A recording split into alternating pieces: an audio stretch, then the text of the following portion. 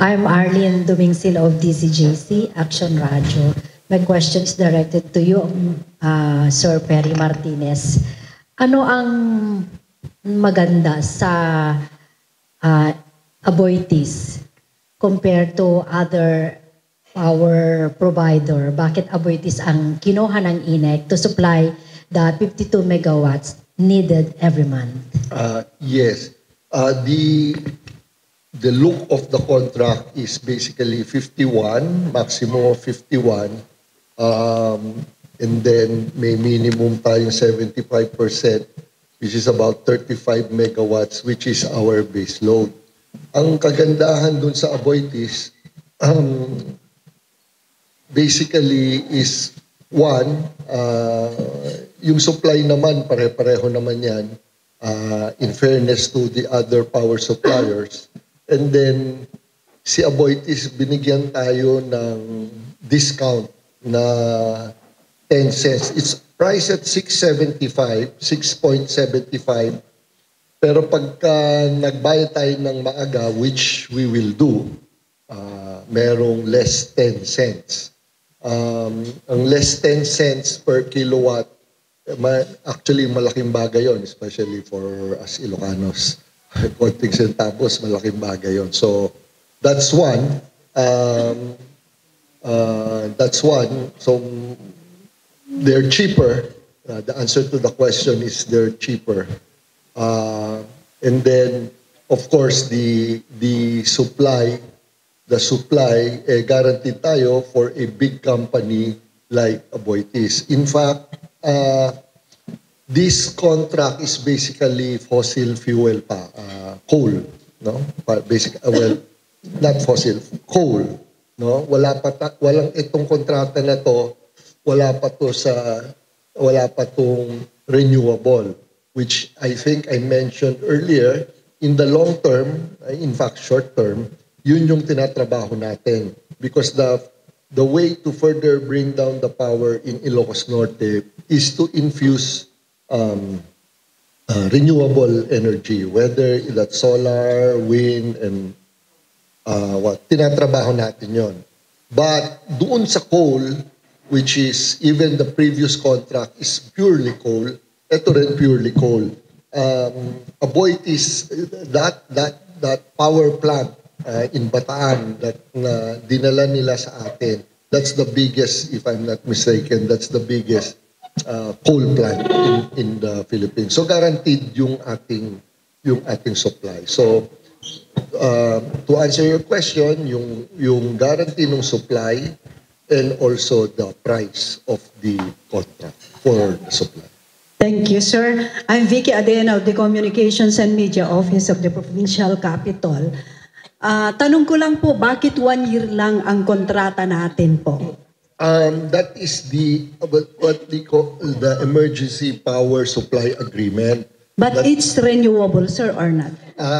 During the 1 year, in fact, we have to work, INEC, like any other cooperative na naka-EPSA ngayon, has to work for the long-term contracts. So yun ang gagawin natin. In fact, we will start the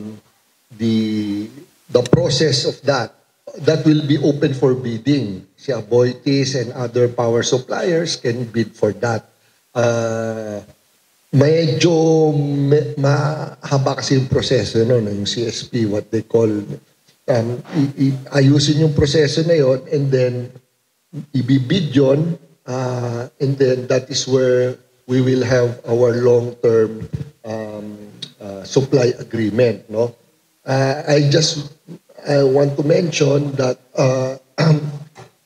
para hindi maulit yung nangyari sa atin nung nakaraan, which ang kausap natin, ang kakontrata natin, iisang power supplier, the direction that we will take INEC this time is probably we will have 2 or 3 power suppliers para hindi tayo naiipit sa isang power supplier.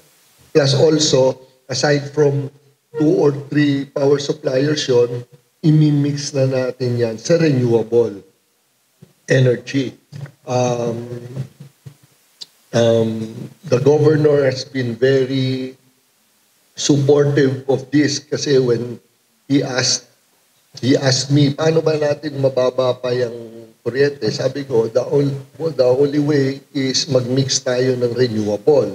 So I think the province, baka hindi pa na-finalize, pero I think they plan to pass a resolution, a sanggunian ordinance requiring, ang dami na kasi nating renewable around in the province of Ilocos Norte, no?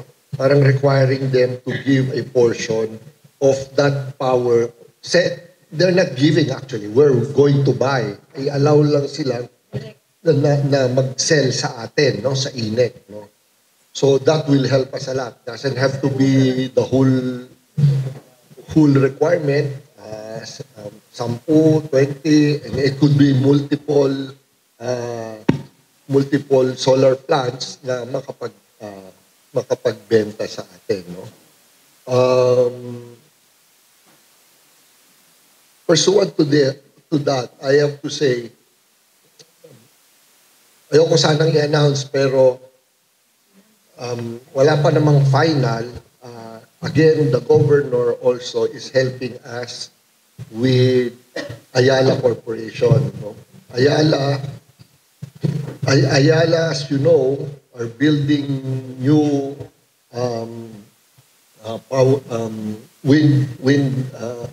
building expansion of the wind farms in Pagudpod. But aside from that, yung mga nauna natin in Bangi, about 17 wind towers, no? Kay Ayala rin yun. Again, hindi natin nagagamit yun dahil nga they're all under FIT, no? But mag-expire yung FIT nila in 2025. Tinutulungan tayo ni Governor doon, kausapin sila, and I think medyo maganda yung takbo ng usapan doon, and nothing final yet. But I think in 2025, pag nag-expire yun, Ayala, INEC will be able to get energy power from that wind farm, no? So magandang balita yon, sana matuloy, no? On two fronts. One, wind is cheaper like any other renewable. That's one. And second, maganda naman yon para sa atin in the province na finally yung nakikita natin for almost 25 years na yata yung naunang wind farm na yon sa Bangi. Ngayon, kahit na paano, mapapakinabangan na natin yon for the benefit of our Kailians or our MCOs here in the province of Ilocos Norte. So all of that will be in the mix. Parang payan. Pag naayos na natin lahat, ang probinsya ng Ilocos Norte will have a pie. The way you look at it, pie, nakadivide yan. Ito, kinuha ko kay Boitis or kay San Miguel or whoever. Itong part of the pie, kinuha natin sa renewable, kinuha natin kay Ayala, and so on and so forth. And then, magkakaroon tayo ng makukumpleto natin yung pie, and hopefully yung pie na yon pinakamura. At the end of the day, ang gusto lang natin mura yung finally na china-charge sa ating mga MCOs, no? Hopefully yung pinangako natin na single digit, tingin ko naman magagawa yon. Kaya lang, knowing Ilocanos, I'm sure you will not be happy with the single digit. You will, tatanungin na naman niyo ako, gaano ka single digit? But okay, rest assured, we will not stop working para mapababayan hanggang sagad-sagad. You know? Ang renewable kasi, although I said na the best way is to use renewable, pero even renewables, may class yun. Of course, ang pinakamababa, I think, geothermal ang energy, no? Pero lahat nagkaagawan sa geothermal energy. So, ang marami ngayon is solar and wind. Pero yung wind nga, like I said, wala tayong nagagamit doon because they're all under feed. So yung solar lang.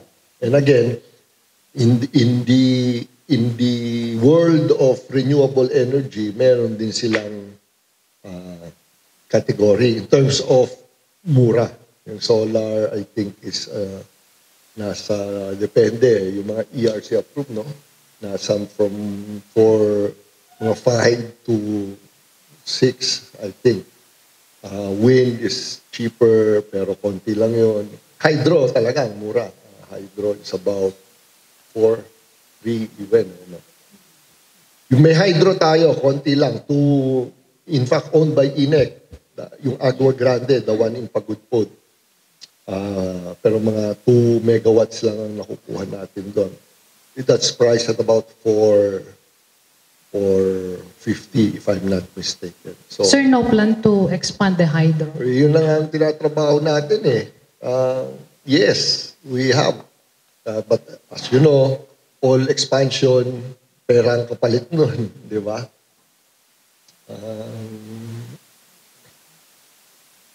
Not to go back to the past, but may utang tayo doon from NEA, about 200 million, supposedly to expand it. Parang hindi natupad naman. At binabayaran natin yung 200 million ngayon. Isa yan sa mga problemang dinatnan natin sa INEC. But again, just not to look at the past. Ginagawa natin ang paraan yan, hopefully. Merong mga nagpro-propose to expand at a cheaper price. Sana. The more we get power from Agua Grande, mas makakatulong sa mix ng supply ng INEC yon. Kasi unang-una sa atin yung Agua Grande. So parang kumbaga sa from one hand to another lang. Binili ng INEC yung power do sa Agua Grande, pero ang nakinabang doon pareho INEC because it's from one hand to another. So ideal yung situation na yon. So tama yung inyong tanong. One of the keys, the direction there is to really expand it and to get more energy from Agua Grande. Sir, thank you. May I direct this question also to Sir Ronald Gutierrez?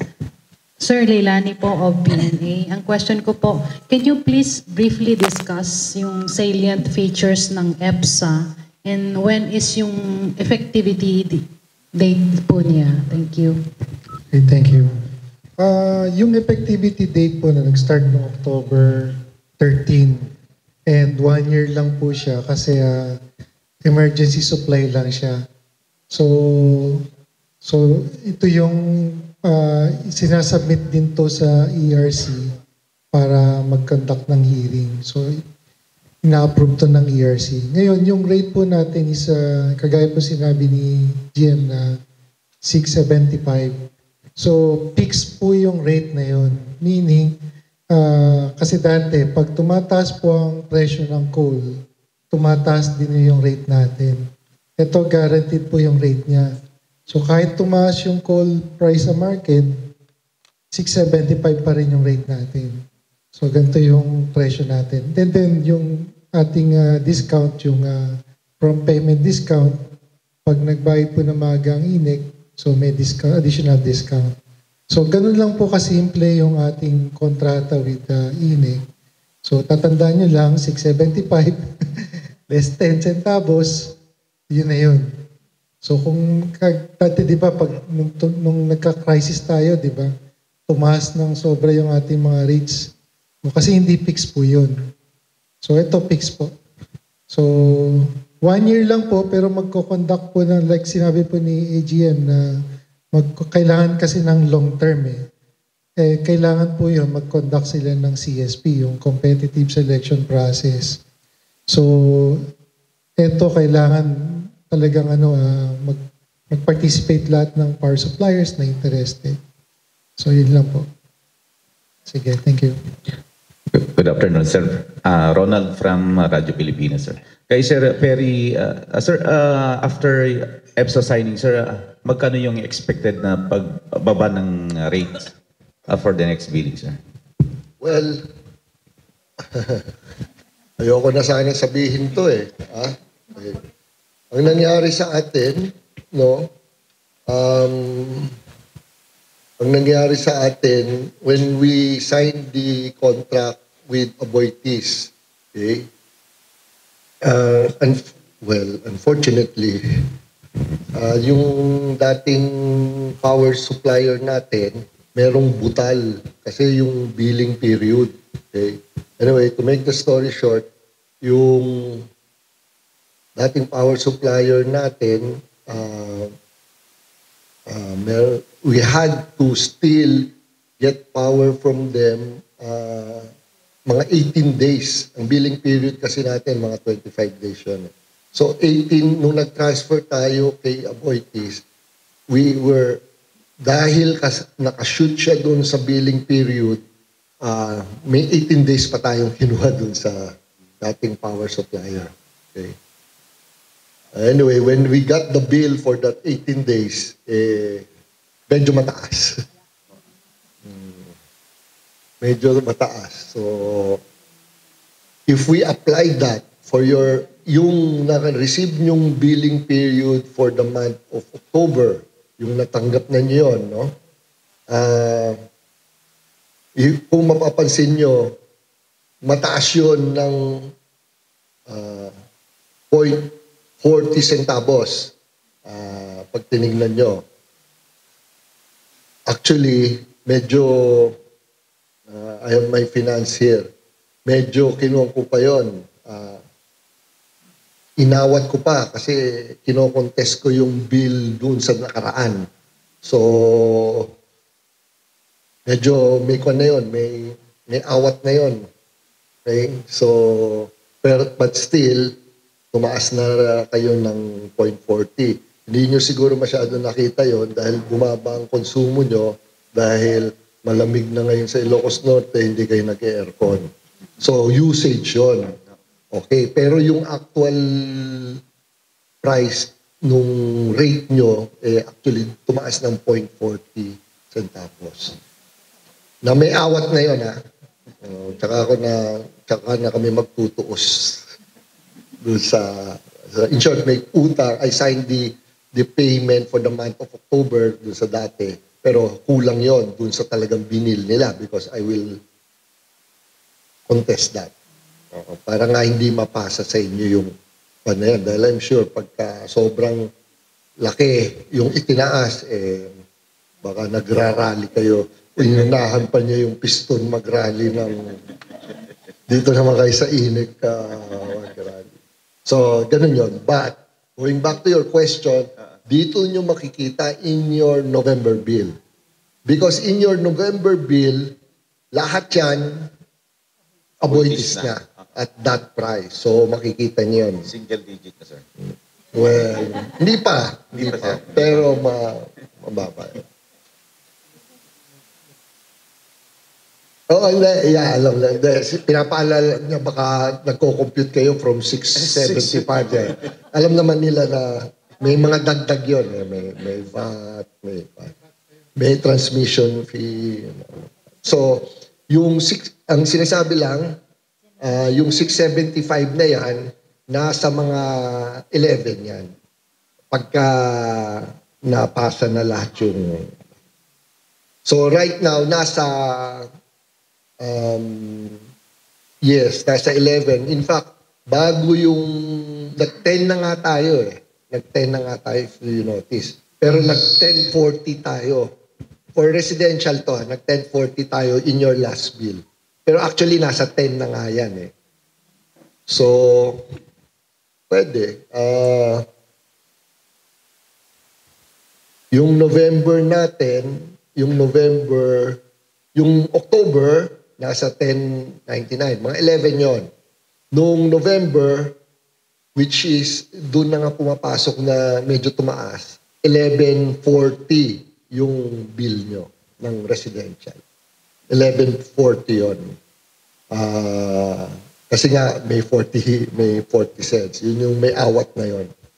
So, I'm sure yung pag pumasok na totally yung kay Aboitiz, definitely, 11 yan or lower than 11. Siguro mga 1080, baka ganun. No? I don't know. Ayokong mangako. Pero mga ganun yan. Pero definitely not 1140. So definitely bababa yun sa 11. So, and then, by next year nga, pag naayos natin for Ilocos Norte, yan, yung sinasabi nating bigger pie, mag-finalize tayo ng mga renewable at saka in fact, I might add, doon sa mga kontrata natin, aside from the CSP na i-propose namin, even may mga iba doon, may renewable, but even for companies like Aboitiz, kasi yung mga power generators natin, meron silang coal pero meron din silang renewable eh. Depende lang kung gusto nilang ibigay yon. But I'm thinking, even doon sa mga ganon, kailangan kasi natin yung coal eh. Kasi ang renewable kasi, hindi yan clean energy na tinatawag. May mga pwedeng mangyari, wala kang kasiguraduhan. So yung coal, yun yung sigurado. Kasi nandun lang yung planta. So at a certain point, siguro at least yung base load natin, which right now mga nasa 35 megawatts, kailangan i-coal mo yun. So we will have a PSA with other generation companies na may coal, but also we're thinking we will still require them to mix it up with renewable para medyo mababa yung mix. Plus, on the side din, yung sinasabi ko nga yung kay Governor, nakita naman yun, nagkalat ang solar sa probinsya ng Ilocos Norte. Ayun, kung makakuha tayo doon ng paunti-unti, then magkakaroon tayo ng bigger pie, for, so to speak, in terms of our energy generation. I'm confident yun. Single digit yun. Magsi-single digit tayo doon. Sigurado. Kasi right now, baka nasa 1080 next month, baka nasa 1080 tayo, something like that. Pag pumasok yung mga renewable by next year, yun, single digit yun. Again, the question is, anong single digit? No? But rest assured, we're working on that. Sir, good afternoon na pala. Good afternoon, sir. This question is directed to you, Sir Perry. I'm Janice Madamba from Bomboracho. Sir, ang sarap pakinggan na may mga bagay na ganito na ginagawa na ng Ilocos Norte Electric Cooperative. So, I'm sure natutuwa ngayon yung mga member consumers. Pero ang question ko po, may mga ganito pala kayang gawin ng inyong administration. So, ano sa tingin niyo po kaya kung bakit sa past hindi nila nagawa ang mga ito, Sir Perry? Taga saan kang? Radyo? Bombo. Sa Bombo. Bombo talaga. Pinalimutan ko na nga yun eh. Pan lang naman, in fairness, I have to,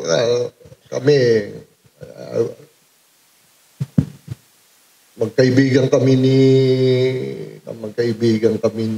I would like to think, magkaibigan kami ni former GM Bing Agdigos, no? But in everything else, alam mo, you have to look at the glass half full, no? There's always good in everybody.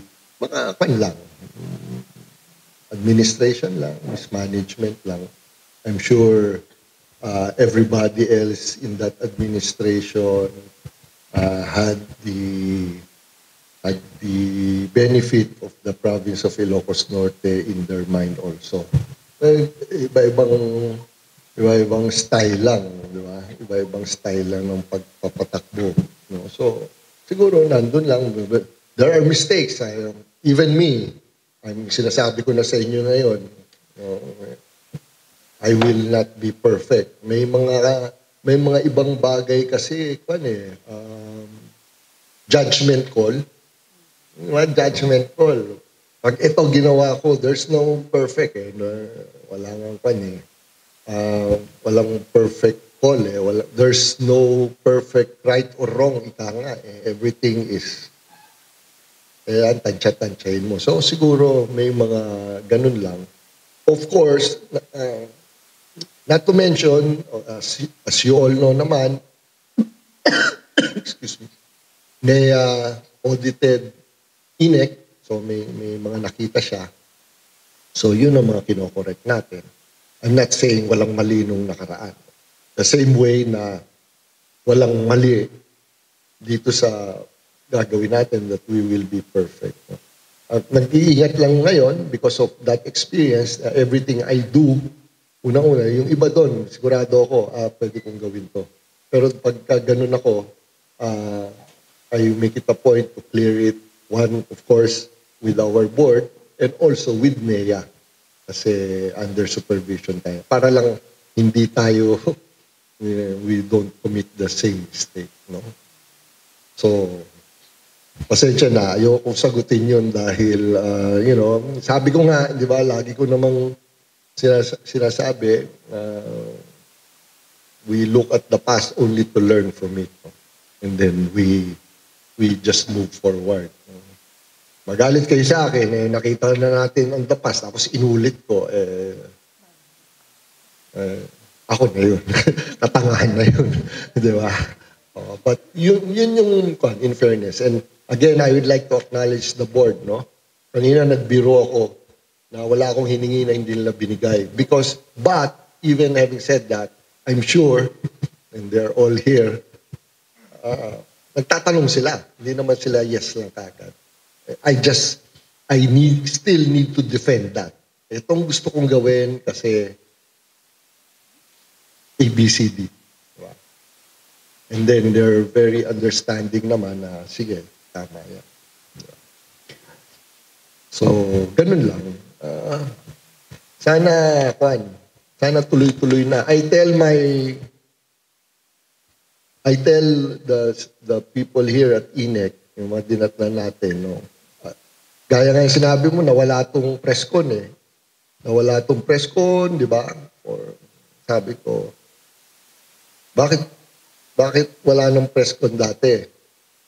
Kasi siyempre, nag-aaway lang daw kayo nung, siyempre, masakit din yun eh, araw-araw, criticism yun eh. I'm sure, tao lang naman din yung mga taga-INEC. So, tinanggal na lang yung presscon. Naintindihan ko naman yun. Kasi sabi ko kasi yung taas ng presyo ng rate. Kahit anong gawin nyo dun, talaga pag mataas ang presyo, away talaga yan. So, ngayon naman, ito rin naman, I like to convey through you sa mga NCORED. Pinilit nating ibaba yung presyo, we've done that, we'll bring it furthermore. Yung next one is the services. Inaayos natin yung services ng INEC. So, just be patient with us. Okay? May mga reklamo pa rin, but again, hindi naman natin, we can not do that overnight. No? Basta rest assured, we're coming from a good heart, so to speak. No? Butihan ho ng Ilocos Norte ang iniisip natin. Kaya lang, some of them, for practical reasons, hindi yun basta-basta. A lot of it is a function of cost. Walang pera ang INEC. So, hindi tayo makagawa ng mga changes agad. And so on and so forth. Just going back to the services, parehang malaking bagay dun sa power interruption na experience nyo from every now and then, yung ating mga linya, napabayaan, yung road clearing, yung vegetation. Yung puno, kasi pag tumatama yung mga dahon yan sa linya, ang mga linya kasi natin, mahal kasi yung may insulation eh, mahal yon. So never ginawa ng INEC na meron. So ngayon, kailangan alagaan mo yung mga puno, hindi niya tinatamaan. Okay? Pag tinatamaan niya yan, lalo na pag makapal na yung mga puno, power interruption, magti-trip yun. Kaya yun yung kumisan, I'm sure you experienced that. Maya't maya, kumisan, ilang oras, mawawalang kuryente. Yun yung mga tinatamaan ng poste. Kuminsan, iba-iba yung. Kuminsan, yung ibon lang, malaking ibon. Kinuha niya yung transformer. Magti-trip. So, yun yung mga inaayos natin. So, rest assured, we're doing that. Okay? Na-mention ko, this is a function of funds also. Sana i-convey din nyo, baka may mga nagre-reklamo, naibaba na po natin yung kuryente. Dati po, naiintindihan ko yung kuminsan hindi nagbabayad ng kuryente kasi mataas ang kuryente. Naibaba na ho natin, kaya sana magbayad na ho tayo ng kuryente. Inaral po namin, in fact, our area managers are all here.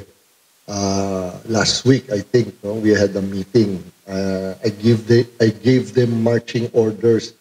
Ang collection efficiency for us to maintain a high rating from NEA has to be around 98 to 100%.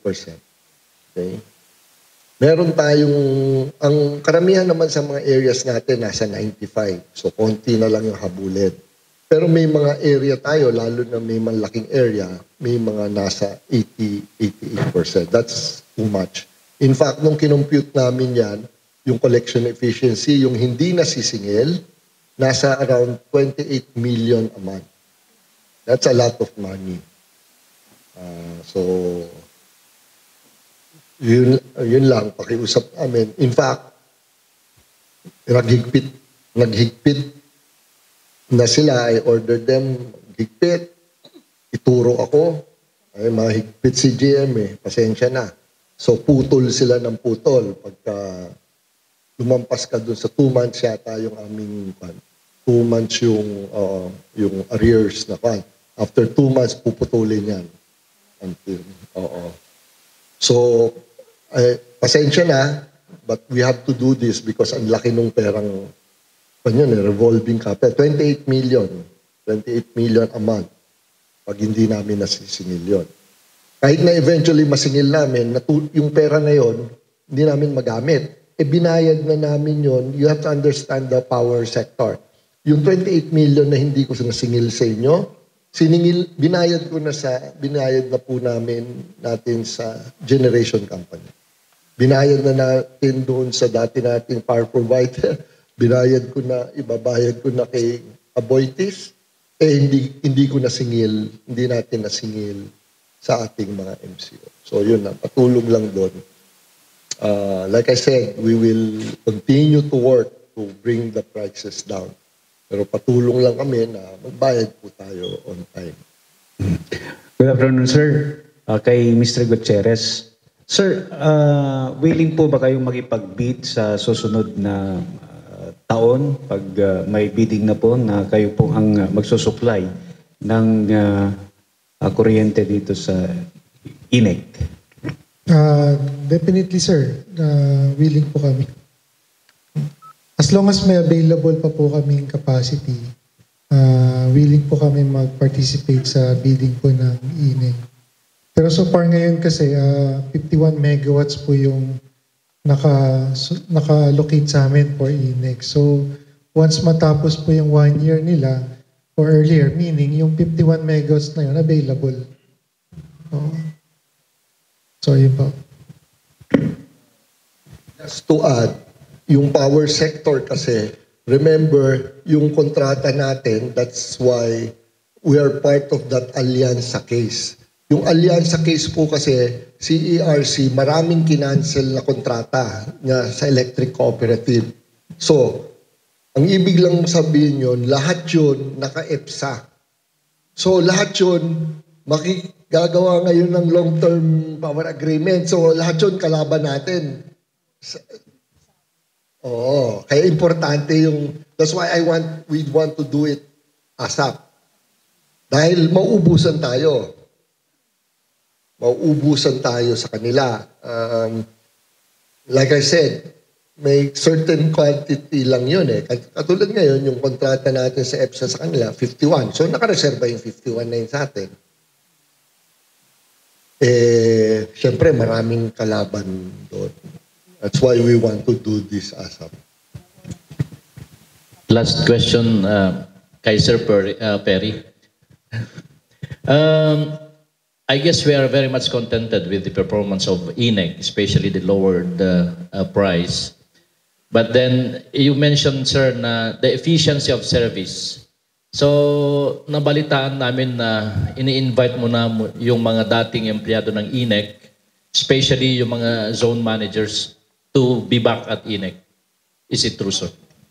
Yes, that's true. About 3 or... Well, unang-una, marami yung, again, things of the past for whatever reason. Maraming parang umalis dahil hindi nila gusto yung pamamalakad dati.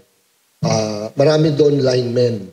Kaya nung dumating tayo doon, marami doon linemen, technical people. No yun sa electric cooperative. We need the linemen. So, yung mga gustong bumalik, binalik ko na yun. Nandiyan na yun. Okay? Aside from that, may mga managers like you correctly said. Yung iba lang doon, of course, ito yung mga magagaling. In fact, during Bagyong Egay, yung Bagyong Egay, marami diyan, they were called back to action to help out, to help in the restoration. Dahil yun nga yung mga magagaling. But doon sa 4-5 na yon, yung iba doon talagang retired na.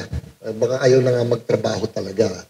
But nevertheless, I was able to convince them to come back to help out in yung road clearing. Parang task force sila.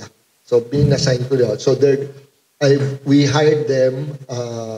We hired them for about 4 or 5 months yata on a project. Parang project employee sila. Pero sila yung boss nung task force na yun. So dinivide namin. Except for one, merong isang nag-retire. I think he's here. Nandito ba si Albert? Wala si Albert. Meron yung grupo na yon, merong isa,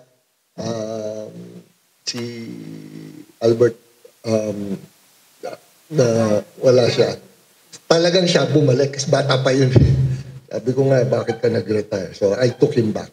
So he's the area manager now of Pagudpud. Binalik natin siya doon. And also, I think I made the appointment na, I think I made the appointment, hindi pa tayo nag-press con. I also appointed Darwin as head of the plant in connection to the question kanina, head of the plant of Agua Grande. Kasi nga, ang marching order naman ni Darwin sa akin is kailangan mag-increase yung production yan. Tumayo ka daw.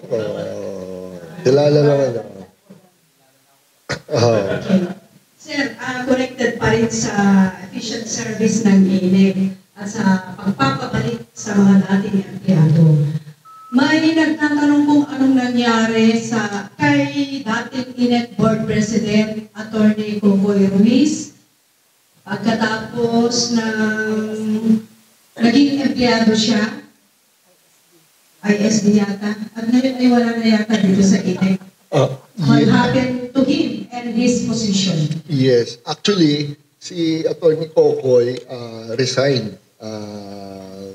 He gave his resignation, parang he wants to do something else, no? Just to be transparent about that,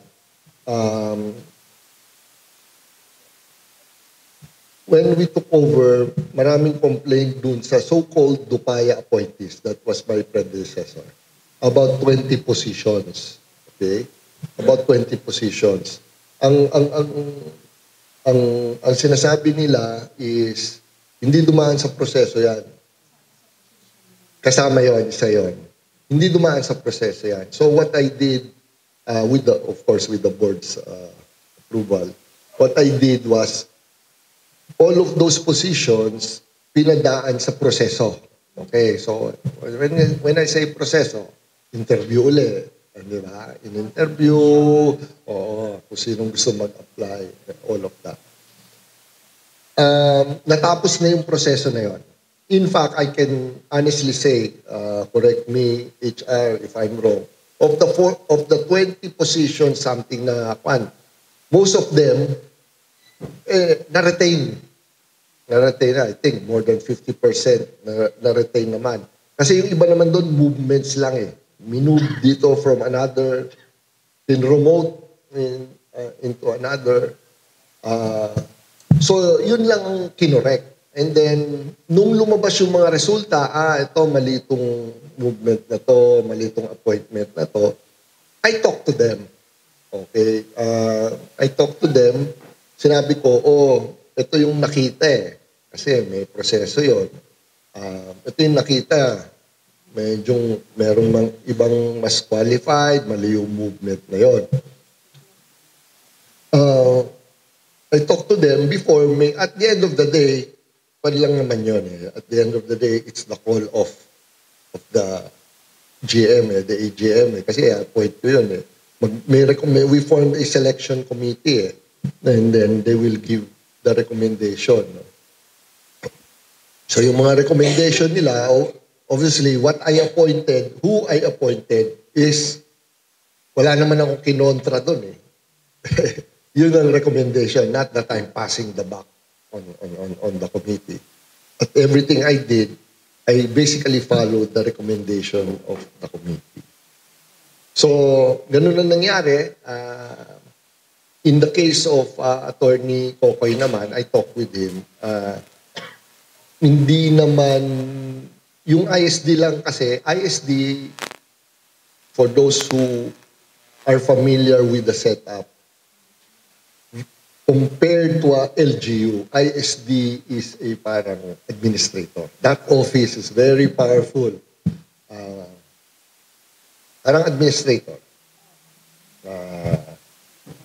So, ang GM kasi walang deputy GM yan eh. Pero parang ganun yan. All the offices there. So, ang lumabas naman, ang naging recommendation lang is to move him into another position, department head pa rin naman, mataas na position pa rin naman, pero hindi ISD. And when I talk to him, parang ang naging decision niya is just to just try in other endeavors. So I would like to think okay naman yung pan namin, no? Naging usapan. He asked, in fact, when I talked to him, he asked for 5 days kasi yung appointment paper may 5 days to report eh. He asked for 5 days lang and then yun na nga nalaman ko na lang na dumating na lang yun na nag-resign na siya.